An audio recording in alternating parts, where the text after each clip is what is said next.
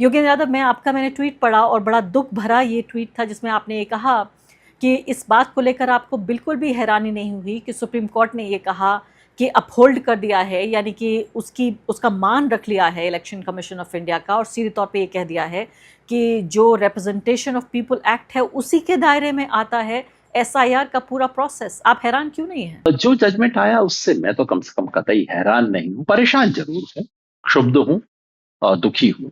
हैरान इसलिए नहीं हूं कि देखिए, जिस दिन सुप्रीम कोर्ट ने यह कह दिया था कि भाई बिहार का इलेक्शन तो होगा और एसआईआर के आधार पे होगा, उस दिन इस केस की दिशा तय हो गई थी। फिर जब सुप्रीम कोर्ट ने यह कह दिया कि इसका एसआईआर का दूसरा फेज बिहार के बाद अब 12 और राज्यों में भी होगा और सुप्रीम कोर्ट ने कोई रोक नहीं लगाई, उस दिन स्पष्ट हो गया था कि इस ये केस में क्या फैसला होगा। अब सिर्फ इंतजार ये था कि भाई इसकी वर्डिंग क्या होगी, इबारत क्या लिखी जाएगी, कुछ फाइन प्रिंट में कुछ मिलेगा कि नहीं मिलेगा, सिर्फ यही चीजों का बचा था। आपको ये भी ध्यान होगा, इस बीच सुप्रीम कोर्ट में जज साहब खुली अदालत में बोल चुके थे कि अगर किसी ने एसआईआर में टांग अड़ाने की कोशिश की तो देख लेना। ये बंगाल के संदर्भ में कह चुके थे।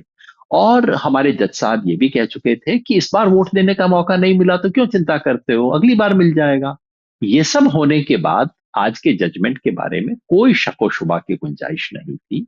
कम से कम लीगल टीम को, मुझे, हम सब लोगों को केवल ये था कि भाई कोई छोटा मोटा कुछ, जिसे अंग्रेजी में क्रम्स कहते हैं ना, अब वो भी नहीं मिला। आज के जजमेंट में सुप्रीम कोर्ट ने पूरी तरह से चुनाव आयोग ने जो कुछ किया उस पर मोहर लगा दी है।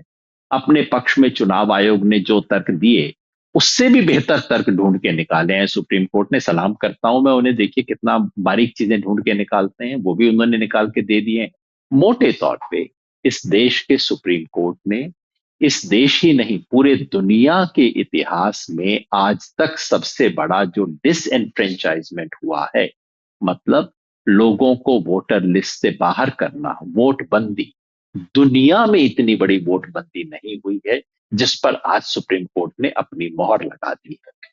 दुखी इसलिए हूं कि आज के इस फैसले से लोकतंत्र का जो बुनियादी उसूल होना चाहिए वो सर के बल खड़ा हो गया, शीर्षासन उसका हो गया। लोकतंत्र का बुनियादी असूल है जनता सरकार को चुनती है, सरकार जनता को नहीं चुनती है। आज के इस वर्डिक्ट का परिणाम ये होगा कि अब चुनाव आयोग अपनी मनमर्जी से वोटर को चुनेगा, सरकार अपनी मनमर्जी से चुनाव आयोग को चुनेगी और बीजेपी की मनमर्जी के हिसाब से सरकार काम करेगी। तो परिणाम ये होगा कि बीजेपी तय करेगी कि इस देश में कौन वोटर हो सकता है और कौन नहीं हो सकता है।